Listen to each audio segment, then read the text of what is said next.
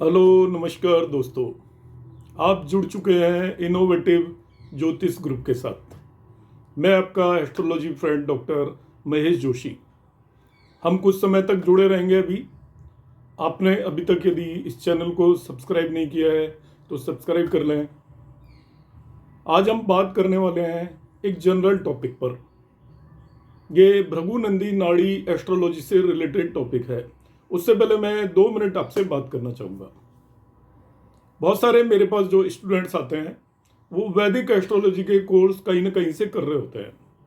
वैदिक एस्ट्रोलॉजी वो करते हैं, मगर वो जब पूरा उनका कोर्स हो चुका होता है तभी भी उन्हें ये कॉन्फिडेंस नहीं आता है कि वो प्रेडिक्शन कर पाएंगे या नहीं कर पाएंगे।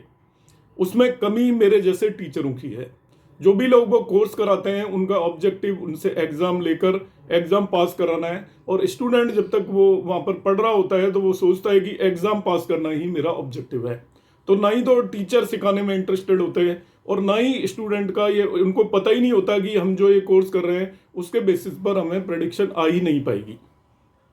तो अधिकतर लोग वहां से निराश होकर बाहर निकलते हैं, और निराश होने के बाद वो फिर इधर उधर हाथ पैर मारते हैं कि हम किस तरीके से प्रेडिक्शन करें, या भ्रमित होते हैं। यूट्यूब चैनल्स पर बहुत सारे लोग कुछ भी वीडियोस में डाल देते हैं और उसके बेसिस पर वो भ्रमित होकर इधर उधर भटकते रहते हैं। ऐसे सभी लोगों के लिए इनिशियली मैं एक सलाह देना चाहूंगा। वैदिक एस्ट्रोलॉजी से प्रेडिक्शन सीखने में एक बहुत लंबा समय लगता है। आसानी से प्रेडिक्शन सीखना पॉसिबल नहीं है। उसके लिए आपको गहन अध्ययन करना पड़ेगा, चीजों को समझना पड़ेगा, और लंबे समय तक आप काम करेंगे तभी आप एक्यूरेट प्रेडिक्शन दे पाएंगे। तो एस्ट्रोलॉजी के अंदर हमारे पास इसके अल्टरनेटिव रूट्स हैं। आप वैदिक एस्ट्रोलॉजी को प्रयास करते रहें उसे प्रेडिक्शन करना, मगर इसके साथ साथ केपी एस्ट्रोलॉजी और नाड़ी एस्ट्रोलॉजी दो ऐसे टूल हैं, यदि आप उन्हें भी सीख लेते हैं। ये दोनों टूल बहुत आसान है, बहुत इजीली आप सीख पाते हैं। 1 2 3 महीने 3 4 महीने के पीरियड के अंदर इनमें से कोई भी एस्ट्रोलॉजी सीखी जा सकती है, और इनके अंदर मैथमेटिकल टूल हैं जिनके बेसिस पर आप प्रेडिक्शन को सर्टेनली कर पाते हैं। तो मैं उन्हें एडवाइस दूंगा। ये मेरी एडवाइस है, माने या ना माने वो उनके ऊपर है, क्योंकि मुझे जो एक्सपीरियंस है, मैं सभी तरह की एस्ट्रोलॉजी आपको पता है पढ़ाता हूँ। सभी के बारे में मेरा कुछ ना कुछ आइडिया है, थोड़ी बहुत जानकारी ईश्वर ने दी हुई है। तो मैं उन सभी अपने छोटे बहन भाइयों से, पुत्र पुत्री से, सभी से, यार दोस्त, सभी से मैं ये रिक्वेस्ट करूंगा कि वो जब वैदिक एस्ट्रोलॉजी किसी भी इंस्टीट्यूट से कर रहे हैं तो वो ये मानकर चलें कि वो आपको सिखाने वाले नहीं हैं। वो केवल आपको एग्जाम में एक डिग्री दे देंगे जिसे लेकर आप अपने घर में टांग सकते हैं, मगर उसके बेस पर आपको प्रेडिक्शन आएगी नहीं। प्रेडिक्शन के लिए आप डे 1 से खुद प्रयास करें। वो जो पढ़ा रहे हैं वो गलत नहीं पढ़ा रहे, वो सब कुछ पढ़ा रहे हैं, आपको जानकारी दे रहे हैं, मगर प्रेडिक्शन आपको खुद ही सीखनी पड़ेगी।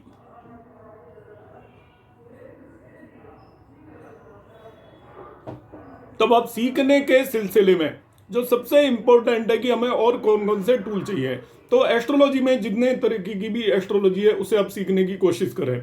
अब वास्तु भी सीखने की कोशिश करें, केपी एस्ट्रोलॉजी भी और भृगु नाड़ी भी। मैं इसलिए सलाह दे रहा हूं कि इन एस्ट्रोलॉजी को सीखना, वैदिक एस्ट्रोलॉजी जितना टाइम आप देते हैं उसका 5% टाइम के अंदर ये तीनों एस्ट्रोलॉजी आप सीख जाएंगे।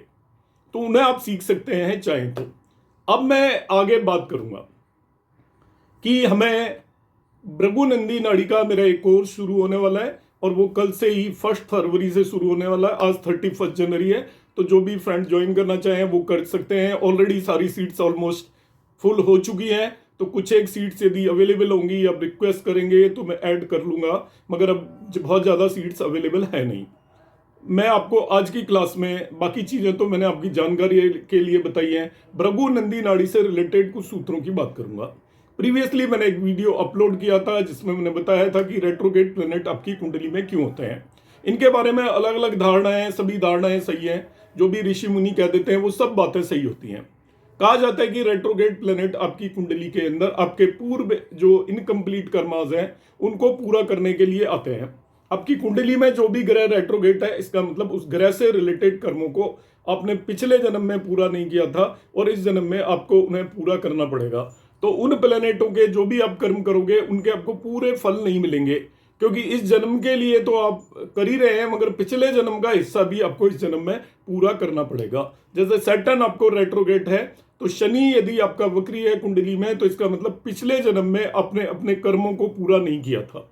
प्रोफेशन से रिलेटेड, नौकरी व्यवसाय से रिलेटेड कर्मों को पूरा नहीं किया था। अब वो अधूरे कर्म लेकर आप यहाँ पर आए हैं, तो आपको इस जन्म के लिए भी अपना कमाना है, काम करना है, और पिछले जन्म के अधूरे कर्मों को भी पूरा करना है, जिसके बदले आपको कुछ भी नहीं मिलेगा।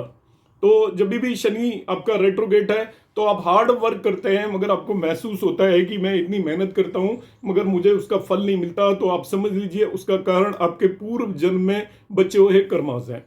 यह बात मैं ऑलरेडी प्रीवियस वीडियो में बता चुका हूं। अब मैं आपको बताऊंगा कि आपकी कुंडली में कौन सा ग्रह वक्री होकर बैठा हुआ है, उससे आपको कौन कौन से परिणाम मिल सकते हैं, क्या क्या संभावना है। ऐसा प्रैक्टिकली देखा गया है। यदि आपकी कुंडली के अंदर भृगुनंदी नाड़ी कंसेप्ट में जो जुपिटर है वो जीव कारक होता है, जैसे आप वैदिक एस्ट्रोलॉजी में लग्न होती है, वैसे ही जुपिटर का प्लेसमेंट लग्न है आपका। जुपिटर ही लग्न है, वो आपका प्राण है, आपका जीव है, ऑक्सीजन है। जुपिटर आप खुद हैं। तो जुपिटर यदि आपकी कुंडली के अंदर वक्री होकर बैठा है, जिस भी व्यक्ति की कुंडली में जुपिटर वक्री है, जैसे इस समय पर जो भी लोग पैदा होंगे जुपिटर क्योंकि वक्री है तो उनकी कुंडली में जुपिटर वक्री होगा, उनका आप देखेंगे उनका place of residence definitely change होगा, और एक से ज्यादा बार चेंज होगा। वो जहां पर भी रहने वाले होंगे, जहां पर उनकी बर्थ होगी, तो जुपिटर वक्री है तो इस समय पर पैदा होने वाले लोग अपना या तो वहीं पर प्लेस ऑफ रेजिडेंस चेंज करेंगे, अपने पुराने मकान को बदलकर नए मकान में जाएंगे, या आप ऐसा कह सकते हो कि उनका जगह भी बदल सकती है, मातृभूमि भी बदल सकती है। मातृभूमि का मतलब नेटिव प्लेस चेंज होगा, इस बात की पूरी पूरी संभावना होती है। दूसरा इंपॉर्टेंट प्लेनेट होता है आपका सैटर्न। सैटर्न आपका अभी मैंने बताया था कर्म का कारक है, भृगुनंदी नाड़ी में प्रोफेशन का कारक शनि होता है। वैदिक एस्ट्रोलॉजी में उसको बदनाम किया गया है, पाप ग्रह बोलते हैं लोग, मगर कहीं पर भी पाराशरी में सैटर्न को पाप ग्रह नहीं लिखा गया है। जो हमारे इंटरप्रेट करते हैं, जो उसका संस्कृत से अनुवाद करते हैं, उनके अपने दिमाग की उपज है और उसको पाप ग्रह बता दिया गया है। जबकि शनि एक्चुअली कर्म कारक ग्रह है, वो पाप ग्रह नहीं है, वो कर्म कारक है। आप जैसे कर्म करोगे उसके फल देगा। मगर आपकी कुंडली के अंदर यदि शनि रेट्रो है, तो मैंने कहा कि अब पिछले जन्म के पूरे कर्म करके नहीं आए हैं, तो पहले आपको पिछले जन्म के कर्मों को पूरा करना। एक प्रोफेशन मिलेगा जिसमें आपको कोई फायदा नहीं होगा, आपको हार्ड वर्क करना पड़ेगा, और वो करके आप पिछले जन्म के कर्मों को जब पूरा कर लेंगे तब आपका प्रोफेशन चेंज होगा, जिसके अंदर आपको फल मिलने वाला है। तो जब भी सैटर्न आपकी कुंडली के अंदर रेट्रोगेट या वक्री है, तो आप ये समझ लीजिए कि आपको एक से ज्यादा प्रोफेशन करने पड़ेंगे और आपकी लाइफ के अंदर प्रोफेशन चेंज होने के योग बनते हैं, और प्रैक्टिकली भी ऐसा देखा गया है। बहुत सारे लोगों की कुंडलियों में हो सकता है ये ना नजर आए, मगर ये कॉम्बिनेशन अधिकतर लोगों की कुंडलियों में लगते हैं। नेक्स्ट आता है आपका मरकरी। मरकरी एक्चुअली विद्या और बुद्धि का कारक है। भृगुनंदी नाड़ी के अंदर शिक्षा का कारक मरकरी होता है, ज्ञान का कारक मरकरी होता है, जानकारी और का कारक भी मरकरी होता है, नॉलेज का कारक भी मरकरी होता है। तो पिछले जन्म में आपने जो शिक्षा अधूरी छोड़ दी थी, आपने पूरी शिक्षा नहीं ली, तो अब इस जन्म के अंदर जब आप एंटर होंगे तो जो अधूरी पिछले जन्म की शिक्षा है वो भी आपको लेनी पड़ेगी। इसका मतलब आपका एजुकेशन का फील्ड चेंज होने की काफी ज्यादा संभावना है। ऐसे लोग होते हैं 12th तक उन्होंने साइंस ली, इसके बाद वो बीबीए करने चले गए, या कुछ और सब्जेक्ट ले लिया, उन्होंने ह्यूमैनिटीज ले ली, या अपना फील्ड चेंज कर लिया। इंजीनियरिंग की, इंजीनियरिंग के बाद वो एमबीए कर रहे हैं और एमबीए के बेस पर जॉब कर रहे हैं और एमबीए से रिलेटेड शिक्षा कर रहे हैं, या आप एस्ट्रोलॉजी कर रहे हैं। आप में बहुत सारे लोग इंजीनियर होंगे, बहुत सारे लोग डॉक्टर होंगे, मगर अब आप एस्ट्रोलॉजी की तरफ डाइवर्ट हो रहे हैं। तो जो इंजीनियरिंग और डॉक्टरी है वो पिछले जन्म की आपने जो अधूरी शिक्षा थी उसको पूरा किया है, और जब आप चेंज करेंगे तो इस जन्म की शिक्षा के लिए करेंगे।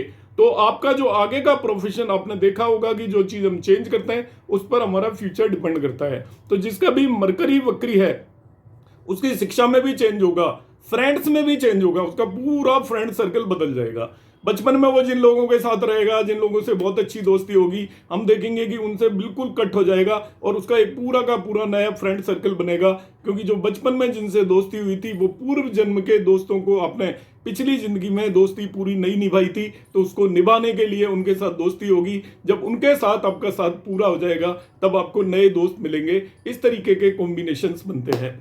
अब आता है अगला जो इंपॉर्टेंट प्लेनेट है, वो है शुक्र। भृगुनंदी नाड़ी के केस में शुक्र वेल्थ का कारक है, सुख सुविधाओं का कारक है, वाइफ पत्नी का कारक है, बड़ी बहन का कारक है, बड़ी पुत्री का कारक है, और आपकी पुत्र वधू का भी कारक शुक्र है। यदि आपकी कुंडली के अंदर वीनस या शुक्र रेट्रोगेट हो गया, तो in that one particular case आपने अपनी पत्नी के प्रति अपने कर्मों को पिछले जन्म में पूरी तरीके से नहीं निभाया, अपनी पुत्री के प्रति कर्मों को नहीं निभाया, और इसी तरीके से अपनी पुत्र वधू के प्रति कर्मों को पूरी तरीके से नहीं निभाया। अब इसके बहुत सारे इंटरप्रिटेशन हो सकते हैं। मैं आपको जो एक मोटा मोटा इंटरप्रिटेशन बताऊंगा, और इस जमाने में जो ज्यादा लोग चिंतित होते हैं, जिनकी कुंडली में शुक्र रेट्रोग्रेड होता है, तो इसका मतलब वो पत्नी के साथ को निभा नहीं पाए, तो इस जन्म में उनके एक से ज्यादा रिलेशन होने की पूरी संभावना होती है। पहला रिलेशन जो पिछले जन्म में आप छोड़ गए वो पूरा नहीं किया, वो होगा, और इसके बाद आपके दूसरे रिलेशन बनेंगे जो इस जन्म में आगे बढ़ेंगे। तो ऐसे लोगों की मल्टीपल एक से ज्यादा मैरिज होने की संभावना होती है। यदि मैरिज नहीं होगी तो एक से ज्यादा उनके रिश्ते रहेंगे। एक रिश्ता वो होगा जो मैरिज से पहले, और एक मैरिज के बाद का जो अपना जो उसकी वाइफ होगी उसके साथ रिश्ता होगा। इसी तरीके से आप और कॉम्बिनेशंस में भी इसको देख सकते हो। तो शुक्र आपकी कुंडली के अंदर यदि वक्री है तो ये बताकर आया है, जरूरी नहीं है मैरिज से रिलेटेड ही मैटर हो, कोई भी आपके अपने पुत्री से रिलेटेड उस चीज को कर्मों को पूरा नहीं किया होगा तो पुत्री से रिलेटेड आपको कर्म करने पड़ेंगे। नेक्स्ट आपका कॉम्बिनेशन यहां पर आ जाता है, लास्ट वन जो रेट्रोगेट प्लैनेट हो सकता है मार्स, क्योंकि सूर्य चंद्रमा तो रेट्रोगेट होते ही नहीं है, और राहु और केतु हमेशा रेट्रोगेट होते हैं। तो सभी की कुंडलियों में होंगे तो उनके बचे हुए कर्मों से कोई लेना देना नहीं।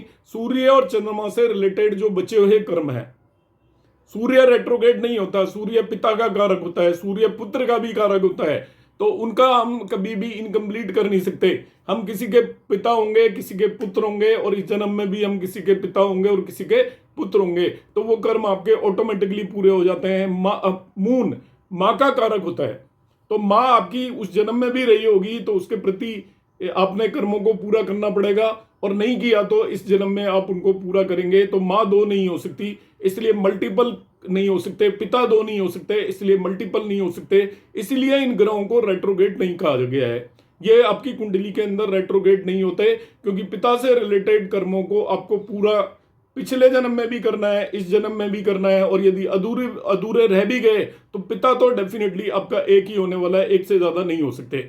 आपका प्रोफेशन दो हो सकते हैं, आपकी पत्नी दो हो सकती है, आपकी शिक्षा दो तरीके की हो सकती है, जुपिटर आपका रेजिडेंस दो बदलता है, मगर माता और पिता कभी भी दो नहीं हो सकते। इसलिए सैटर्न आपका सन और मून दोनों आपकी कुंडली में कभी भी रेट्रोगेट नहीं होते।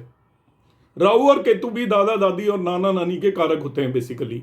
तो राहु और केतु हमेशा ही रेट्रोगेट होते हैं, क्योंकि दादा दादी और नाना नानी से रिलेटेड कर्मों को हम कभी पूरा कर ही नहीं सकते, तो इसलिए वो हमेशा ही अधूरे कर्म होते हैं। आप जिस भी जन्म में जाओगे आपके दादा दादी और नाना नानी से रिलेटेड कर्म हमेशा अधूरे होते हैं, इसलिए आपकी कुंडली में राहु और केतु हमेशा ही रेट्रोगेट होते हैं। देखिए इस चीज को समझे। एक मेरे पास मैं क्लास ले रहा था, एक बच्चे ने पूछा कि सर सूर्य क्यों नहीं रेट्रोगेट होता। तो देखिए सूर्य इसमें पिता और पुत्र का कारक है। आप यदि पिता के कर्म पूरे नहीं किए हैं तो पुत्र के कर्म पूरे किए होंगे, पुत्र के कर्म पूरे नहीं किए हैं तो पिता के कर्म पूरे किए होंगे। आपने पिछले जन्म में दोनों में से किसी न किसी के कर्म पूरे किए होंगे। बाय द वे बगैर किए हुए आप इस जन्म में आ भी गए, तभी भी आपके पिता होंगे डेफिनेटली और पुत्र होंगे। अब आप पिता से रिलेटेड जो भी कर्मों को पूरा कर रहे हैं या नहीं कर रहे हैं, पिता तो आपके बदल नहीं सकते। इसलिए बाकी जो प्लेनेट रेट्रोगेट होते हैं वो इस जीवन में आपको उस चीज के अंदर बदलाव को रिप्रेजेंट करते हैं। आप आधे हिस्से में या 3/4 हिस्से में या 1/4 हिस्से में या 1/10 पार्ट में पिछले जन्म के कर्मों को कंप्लीट कर रहे होते हैं। जब वो कर्म कंप्लीट हो जाते हैं तो हम अगले जन्म में अब इस करंट जन्म के कर्मों को पूरा करने की कोशिश करते हैं। इसलिए वो सारी चीजों में बदलाव होता है। जुपिटर के केस में आपके रेजिडेंस में बदलाव होता है, शनि के केस में आपके कर्मों में बदलाव होता है, मरकरी के केस में एजुकेशन में बदलाव होता है, वीनस के केस में स्त्री में बदलाव होता है। अब आ जाता है मार्स, मंगल, वो आपका बल का कारक है, एक्सरसाइज का कारक है, छोटे बहन भाई का कारक है, और फीमेल नेटिव के लिए पति का कारक है।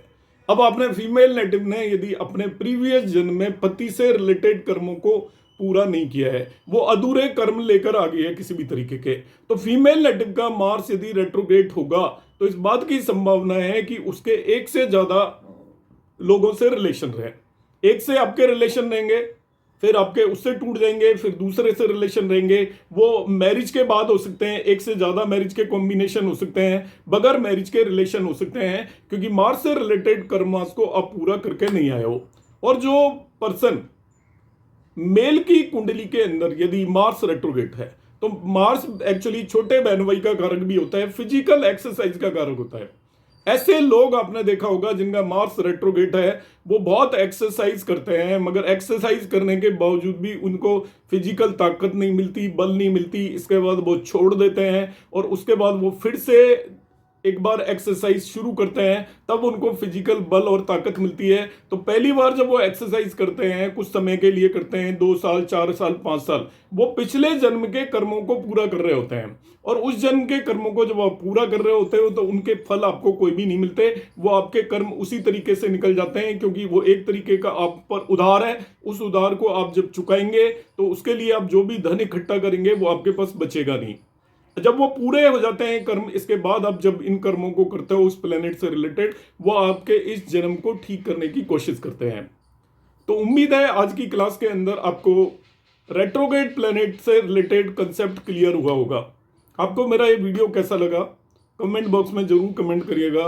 यदि आपको पसंद आया हो तो आप लाइक और शेयर करने में कंजूसी ना करें। नमस्कार, धन्यवाद, हरे कृष्णा।